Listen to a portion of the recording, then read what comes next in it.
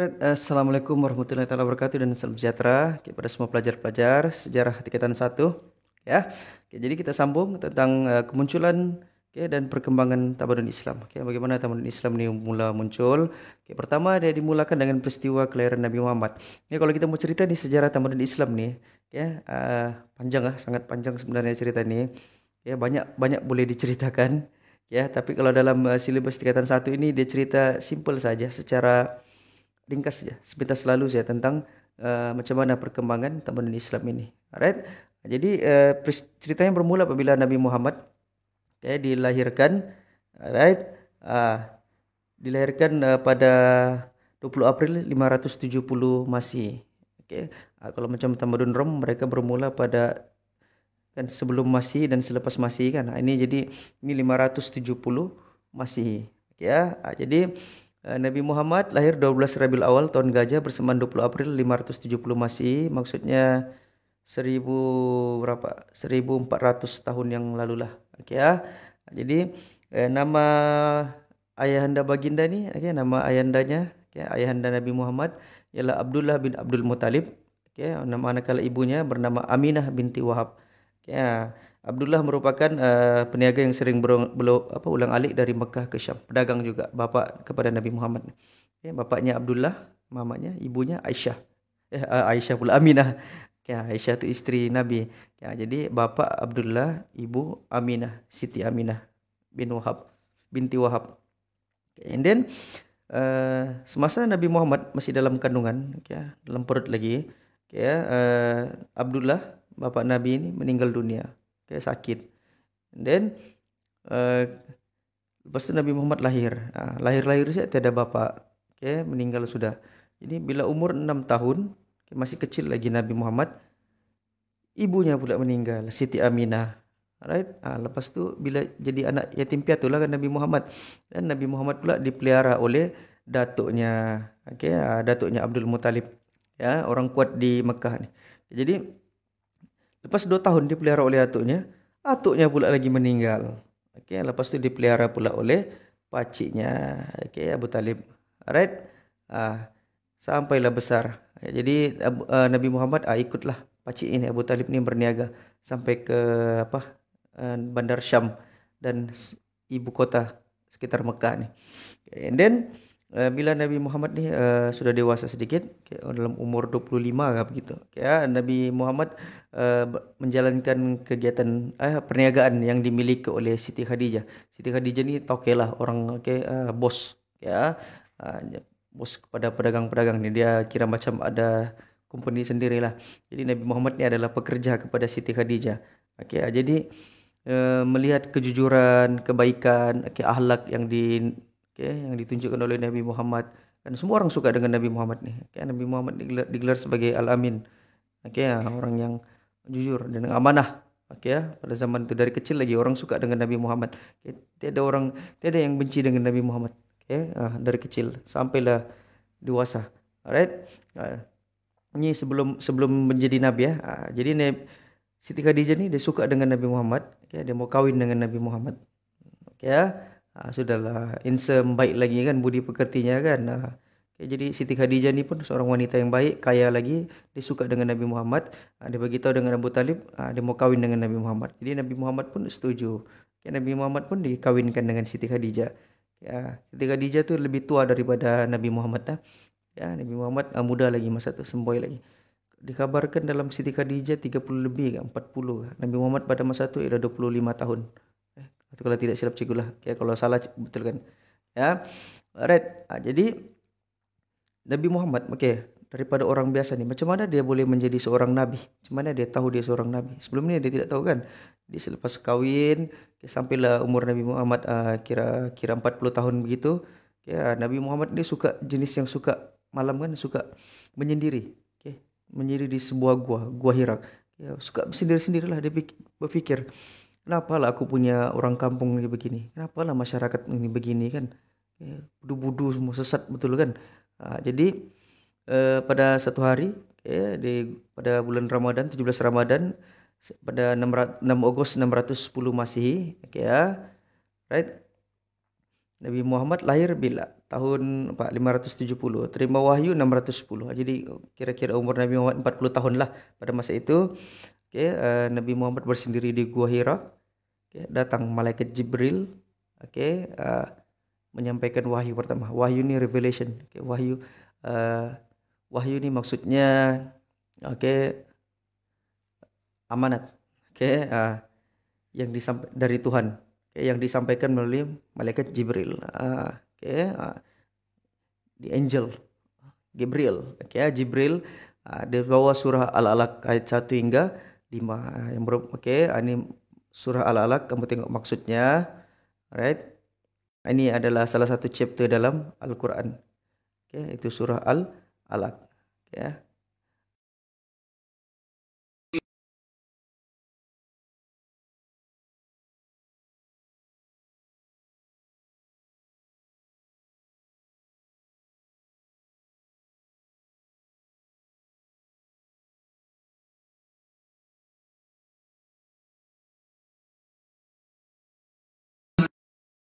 Yang Muslim tahulah kan, boleh bacalah kan. Yang non-Muslim kamu boleh baca. Ayat pertamanya apa? Bacalah dengan nama Tuhanmu. Maksudnya kan masa ni wahyu pertama ni kan Nabi Muhammad terima wahyu ni, kan kejutlah kan, tiba-tiba ada cahaya terang, tiba-tiba menjadi seorang bentuk manusia datang peluk Nabi, bagi tahu. Bacakan 5 ayat kepada Nabi Muhammad. Alright. Jadi Nabi Muhammad pun rasa terkejut lah kan. Siapa ni? Mesti malaikat ni kan, pelik je orang ni, tiba-tiba ada datang di gua kan. Jadi Nabi Muhammad pun terkejut, sampai demam, takut lah Nabi Muhammad kan. Tiba-tiba, iyalah siapa tidak heran, siapa lah tidak takut kan, tiba-tiba ada malaikat datang jumpa kan, sampaikan wahyu kan. Jadi Nabi Muhammad pun balik ke rumah, berlari dalam keadaan ketakutan, lari ke rumah tengah malam tu, jumpa bini dia, dalam ketakutan berselimut kan. Jadi ceritalah apa yang Nabi Muhammad lalui, cerita kepada istrinya Siti Khadijah, dan Siti Khadijah pun mempercayai cerita yang dibawa oleh Nabi Muhammad. Memang betul lah, sebab Nabi Muhammad memang tidak pernah menipu kan. Jadi itu pun bukan orang lain, suaminya kan. Takkanlah suaminya mau menipu kan. Jadi memang bagi Siti Khadijah memang adalah suatu yang tidak mustahil. Nabi Muhammad dipilih menjadi seorang nabi. Alright. Lepas tu wahyu kedua datang lagi malaikat Jibril jumpa Nabi. Dalam malaikat Jibril sampaikan ayat surah Al-Mudassir. Kalau ayat 1 hingga 7 ni isi kandungannya untuk beritahu kepada Nabi bahawa Nabi Muhammad ini dipilih menjadi seorang nabi dan rasul. Nabi itu maksudnya orang yang dipilih oleh Allah untuk menyampaikan ajaran agama kepada kaum keluarganya. Kalau rasul ni pula kepada seluruh manusia, umat manusia. Seluruh kaumnya. Jadi Nabi Muhammad dia tahu dia menjadi nabi melalui surah Al-Mudassir ini. Alright, jadi start dari situ Nabi Muhammad mula untuk mengajarkan Islam kepada kaumnya, mengajak punya kaumnya untuk menyembah Tuhan. Pada masa yang sama Nabi Muhammad pun belajar juga. Siapa yang ajar Nabi Muhammad tentang Islam? Malaikat Jibril. Malaikat Jibril ni adalah yang menyampaikan perantara. Menyampaikan wahyu daripada Tuhan. Alright. Jadi itulah sedikit tentang Nabi Muhammad jadi pemimpin agama Islam. Maksudnya Nabi Muhammad lah yang bertanggung jawab menyebarkan Islam ke seluruh kaumnya pada masa itu. Alright. Kalau ke seluruh dunia tidak sempatlah pada masa itu kan. Nabi Muhammad bukannya hidup lama kan, bukannya hidup beratus tahun kan. Jadi itu ceritanya. And then Nabi Muhammad pun mulalah menyebarkan Islam kepada kaumnya. Berdakwah. Pertama caranya, strateginya ialah secara rahsia. Secara rahsia ni underground lah. Orang tidak bagi tahu secara open kan. 3 tahun Nabi Muhammad ajak kawan-kawannya, keluarga terdekatnya untuk menyembah Allah, untuk memeluk agama Islam. Antara yang terawal of course lah isteri Nabi kan, Siti Khadijah, Ali bin Abi Talib yang masih budak pada masa itu, masih kanak-kanak lagi, Zaid bin Harisa, Abu Bakar As-Siddiq. Abu Bakar As-Siddiq ni sahabat Nabi. And then dakwah Islam juga disebarkan melalui sahabat baginda. Dorang gunakan rumah ni seorang sahabat Nabi ni namanya Arkam bin Abi Al-Arkam. Rumahnya jadi markas lah. Jadi pusat dakwah. Jadi tempat berkumpul untuk ajar tentang Islam, macam mana untuk mengenal Tuhan. Okay, ini dakwah ni banyak ni ceritanya ni ya, banyak ni kisahnya, best ceritanya ni. Alright, nanti juga tidak boleh cerita dalam video ni, nanti panjang pula kan ceritanya kan, berjam-jam pula kan. Ya, cukup kamu tahu pertama strateginya rahsia, lepas tu dakwah secara terang-terangan. Jadi bila umat Islam semakin ramai, okay, Nabi Muhammad sebarkan Islam secara terang-terangan. Dia mulakan dengan apa? Kaum keluarganya ramai-ramai kumpul semua. Kumpul semua kaum keluarga, kawan-kawan yang terdekat di Bukit Safa. Di Bukit Safa ni Nabi Muhammad berdiri di situ di tempat yang tinggi dan menerangkan tentang Islam kepada kaum kerabatnya di situ. Tetapi ditentang hebat oleh pakciknya sendiri. Itu Abu Lahab. Abu Talib satu kan, pakciknya satu lagi Abu Lahab. Abu Lahab ni yang menentang keras. Tapi banyaklah penentangan yang dialami oleh Nabi Muhammad. Right? Sama ada fizikal, melalui kata-kata, dihina Nabi Muhammad. Sebelum ni orang sangat percaya dengan Nabi Muhammad. Orang hormat dengan Nabi Muhammad. Tapi bila Nabi Muhammad mengajak mereka ke arah kebaikan, menyembah Tuhan, meninggalkan amalan-amalan jahiliah semua tu, Nabi Muhammad dibenci. Standard lah kan. Bila kita ajak orang buat benda yang betul, orang akan benci dengan kita kan. Right? Ada satu cerita ni, aku mau beritahu. So, bila Nabi Muhammad menerima wahyu ni kan, Siti Khadijah ni, dia bawa Nabi jumpa dia punya pakcik kata. Namanya Warakah bin Naufal. Warakah bin Naufal ni, dia ni menganut agama apa? Agama yang dibawa oleh Nabi Isa. Kalau orang Kristian ni percaya tu apa Yesus kan. Dia ni Warakah bin Naufal ni, dia ni boleh tulis bahasa apa Yahudi tu, Hebrew. Dia boleh tulis tu kitab tu kan. Dia hafal isi kandungannya, dia faham isi kandungan kitab Injil yang dibawa oleh Nabi Isa. Jadi bila Siti Khadijah ceritalah dengan pakcik ni kan, begini-begini Nabi Muhammad ni terima wahyu begini. Jadi pakcik ni pun beritahu, si Warakah bin Naufal ni beritahu, memang betul Nabi Muhammad ni seorang nabi, ada diceritakan dalam kitab Injil. Dan Warakah bin Naufal ni cakap dia harap dia hidup zaman Nabi ni, dia mau hidup lama, hidup zaman Nabi Muhammad ni. Sebab dia tahu Nabi Muhammad ni akan ditentang oleh kaumnya sendiri. Akan ditentang oleh kaumnya sendiri. Tapi tidak lama selepas itu Warakah bin Naufal ni mati, sakit.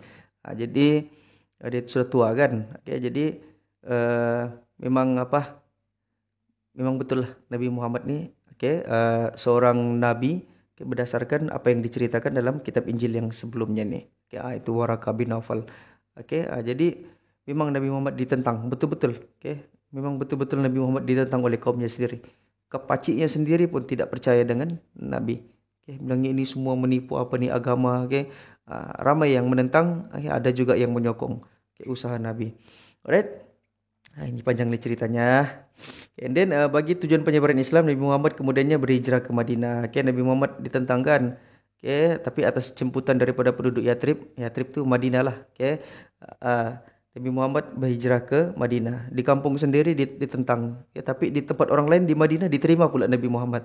Jadi Nabi Muhammad pun berhijrah ke Madinah dan menyebarkan Islam di Madinah. Sampailah Madinah itu menjadi sebuah negara Islam yang pertama. Alright. Jadi Nabi Muhammad ni dah ada sifat-sifatnya ni. Yang kamu kena tahu, semua Muslim kena tahu ni sifatnya ni. Tapi kalau yang non Muslim, kamu belajar sejarah ni, kamu kena, sejarah Nabi Muhammad, kamu kena tahu ni sifat Nabi Muhammad. Sifat terpujinya, sifat yang terpuji, yang baik kita boleh contohnya. Pertama iaitu siddiq. Siddiq ni maksudnya benar. Sentiasa bercakap benar, tak pernah menipu pun. Nabi Muhammad punya bergurau pun betul juga, tidak menipu. Tak ada prank-prank apa semuanya tu. Dan yang kedua iaitu amanah. Yang ketiga iaitu amanah, kamu tahu lah maksud amanah kan. Dan ketiga iaitu tabligh. Tabligh ni maksudnya menyampaikan ajaran Islam. Nabi Muhammad sentiasa menyampaikan yang baik-baik, mengajarkan Islam. Right? Dan yang keempat iaitu fatanah. Fatanah ni bijaksana. Bijaksana. Walaupun Nabi Muhammad tidak sekolah tinggi, buta huruf lagi, tapi Nabi Muhammad bijaksana. Bijak kenapa? Siapa yang ajar? Malaikat Jibril yang ajar. Memanglah bijak kan? Memanglah pintar kan? Right? Malaikat yang ajar. Kenapa Nabi Muhammad bijak tapi dia buta huruf? Kenapa dia buta huruf? Gelarnya ummi. Ummi maksudnya buta huruf ni. Kenapa Nabi Muhammad buta huruf? Itu hikmahnya ialah supaya orang tidak boleh tuduh Nabi Muhammad yang menulis tu Al-Quran. Nabi Muhammad bukan penulis Al-Quran. Ayat-ayat Al-Quran itu adalah daripada Tuhan, daripada Allah, yang disampaikan melalui malaikat Jibril. Ya. Sebab orang Arab pada masa itu mereka pandai menulis, pandai berpidato kan. Nanti orang cakap, Nabi Muhammad ni pandai mengarang-arang cerita saja ni. Dia ni reka-reka cerita saja. Kan Nabi Muhammad tidak mereka cerita. Nabi Muhammad menyampaikan apa yang disampaikan oleh malaikat Jibril, sampaikan kepada manusia. Alright, itulah tugas Nabi Muhammad. Okay. Alright. And then pendekkan cerita, dakwah Islam berkembang dengan pesatnya sampai ke seluruh tanah Arab dan luar tanah Arab. Okay, Nabi Muhammad cuba berdakwah, hantar utusan sampai ke tamadun Rom, sampai ke Parsi, sampai ke Mesir, sampai ke Habsyah. Okey, tapi mereka tidak memaksalah, tidak. Nabi Muhammad tidak paksa orang untuk menerima Islam. Lebih banyak guna dakwah, berbicara dengan baik, guna diplomasi, berbincang, menerangkan. Begitulah Islam disebarkan. Alright. Jadi itulah secara ringkas tentang penyebaran Islam. Kalau anda mau tahu lebih lanjut, boleh tanyalah dengan kawan-kawan yang Muslim. Diorang belajar pendidikan Islam, diorang belajar sejarah Islam, diorang tahu lebih detail lagi kan. Yang dalam sejarah ini ringkas saja ini sebenarnya ni. Okay, sangat ringkas. Okay ya. Jadi kesimpulannya, cukup kamu tahu Nabi Muhammad anak yatim piatu, dipelihara oleh atuknya, lepas tu pakciknya. And then kerjanya apa? Berdagang. Lepas tu Nabi Muhammad menerima wahyu di mana? Di Gua Hira. Okay, melalui malaikat Jibril. Dan Nabi Muhammad menyampaikan dakwah secara rahsia 3 tahun. Okay, lepas tu secara terang-terangan. Okay, and then Nabi Muhammad sifatnya apa? Okay, siddiq ni berkata benar, sifat amanah, tabligh dan juga fatanah, bijaksana. Cukup itu yang kamu tahu. Alright. Jadi itu saja, panjang pula video cikgu ni. Okay, lepas ni kita belajar pula tentang macam mana penyebaran Islam selepas kewafatan Nabi Muhammad. Selepas Nabi Muhammad sudah meninggal. Alright. Itu saja, kita jumpa lagi di video akan datang. Bye-bye.